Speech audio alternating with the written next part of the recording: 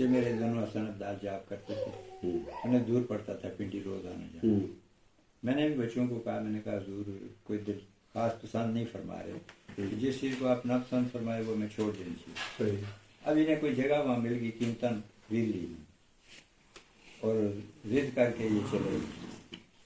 खैर मैं भी मजबूर हो गया। एक दफा आप मुझे मिले थे वहाँ टक्सला में, मुलाकात हुई बच्चों के साथ। आप यहाँ पे सामने बिल्कुल साइड पे रोड के उधर आप मेरी आपकी मुलाकात वहाँ हुई थी ना? मेरा बच्चे भी एक बच्चा। हाँ जी। तो ये हुआ कि मैं इनको कहता था कि यार ये तो आपका कुछ वो उसका मसला था, कोई बिजली वगैरह का मसला? हाँ जी, हाँ जी। तो मैंने बताया था आपको कि वो मेरा तो मैं हूँ। आपका वो था मामला, वहाँ मुलाकात हुई थी। तो उधर उस वक्त बिजली का ही रोला था, वो हम लगवाना चाह रहे थे, किसी से ली हुई थी उधार। तो खैर एक दिन ऐसा हो कि मैं और मेरी मिसेज हम पिंडी आए थे, हमारी अपनी बेटी आ रहती थी गुलजार कायद में, तो इसके पास हम रात को ठहरे थे। हमारी गैर मौजूदगी में रात को डाकू आ गए, 5-7 बंदे हर किस्म का असलाम के पास, और थे सारे या अफगानी थे या पठान थे, बाहर पश्तो बोलते थे, सबकी शक्लें की जैसी। उन्होंने इनको बांध दिया। मेरा बड़ा बेटा शादीशुदा था, उसको एक कमरे में बांध दिया बीवी बच्चों समेत। बच्चा था छोटा चंद माह का। दूसरे ने नवीद को बांध दिया, जो दूसरा बेटा है मेरा, उसको दूसरे कमरे में बांध दिया। बांध के उन्होंने कहा घर की तलाशी दो। उन्होंने कहा कि हमें बांध दिया, ले लो तलाशी।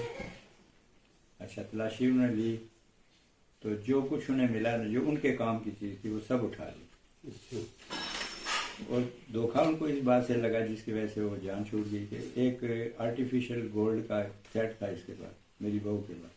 तो समझिए उसने समझा ये असली है, चलो यही ले लो। वो सेट आता है ना, तो उसके बाद उन्होंने वाइंड अप किया हुआ, तो निकल गया और घर का सारा सामान उन्होंने तितर बितर कर दिया। और इतना खौफ था, वो कहें कि हमारे को इतना खौफ था कि हमसे बात नहीं एक दूसरे से हो पा रही। तो खैर जी वो ये हुआ कि बात खत्म हो गई। सुबह सवेरे उनके मोबाइल शोबाइल सब ले गए, कोई चीज़ भी उनके पास नहीं छोड़ी। दूसरे दिन उन्होंने किसी पड़ोसी से मुझे फ़ोन किया मोबाइल पे कि वो अम्मी को नहीं करिएगा, रात को हमारे साथ बड़ा हादसा हुआ, तो सारा कुछ लोग ले गए, तो आप घर आ जाए। ये आपका? जी जी, आप घर आ जाए। मैंने कहा बेटा कोई उन्होंने बदतमीजी तो नहीं की तुम्हारे साथ? कहते नहीं ऐसा कुछ नहीं। मैं तो बस तैयार हो, मैं आ रहा हूँ। मैंने मिसेज को उधर ही छोड़ा। मैंने कहा जी मुझे काम पड़ गया तो मैं जा रहा हूँ, तो आप इधर रुकें, आप क्या आज भी ना जा सकें, कल देखेंगे। मैंने कहा अपने इसको बताऊँगा तो परेशान हो जाएगी, वाकई ऐसा है। उनको मैंने उधर ही छोड़ा, किसी को भी नहीं जिक्र किया।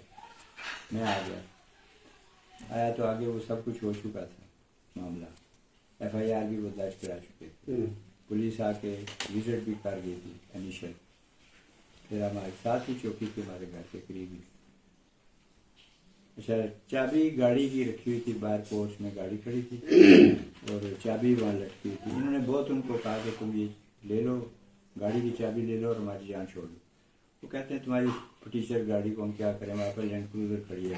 वो कौन सी उन्होंने खरीदी होगी, किसी से ली होगी उन्होंने। खैर उसके बाद मामला ख़त्म हो गया। मैंने जुनैद को कहा, मैंने कहा तुमने नहीं जाना आज के बाद चौकी, मैं खुद जाऊँगा, जब भी बुलाएंगे मैं खुद जाया करूँगा, आपने नहीं जाना, आप जाओ अपनी ड्यूटी के काम करो। 2-3 दिन गुजरे ना, तो मुझे फ़ोन किया, मैं काम पे आया हुआ था, तो उन्होंने कहा जी पुलिस वाले आए थे, कहते थे आप बहुत लापरवाह लोग हैं, आपने FIR दर्ज कराई है और फिर परसू नहीं करते उसको, हम बुलाते हैं आप आते ही नहीं, तो आज आप आए हुए तो आप मिल जाएंगे। मैं चला गया चौकी में, वहाँ एक बात है बंदा, उसको बताया, तो क्योंकि छोटा सा इलाका था, पता था सबको कि यहीं की क्या बात आती है।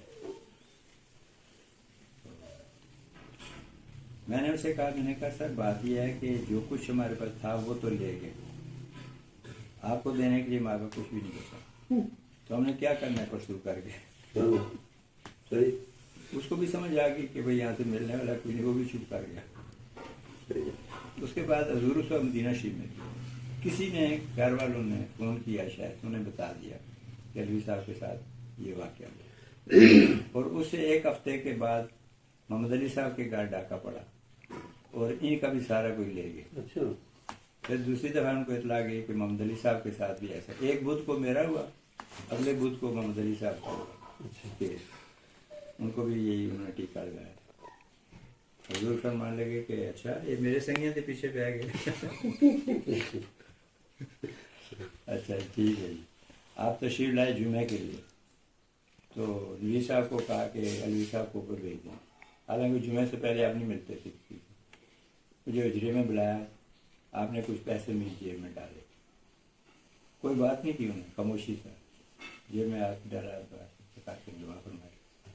तो मैं 7 दफ़ा आयतुल कुर्सी पढ़ के रात को अपना साथ खींच लिया। वो दिन और आज रात ये साहिब इरशाद लोग हैं, इनका हुक्म चलता है, बंदा फिर इधर उधर नहीं हो सकता जिसको हुक्म हो जाए। अल्हम्दुलिल्लाह। आप जब बाद में घर पे मुलाकात हुई तो फरमान लगे कि कितना नुकसान हुआ। मैंने कहा वो एक आर्टिफिशियल गोल्ड का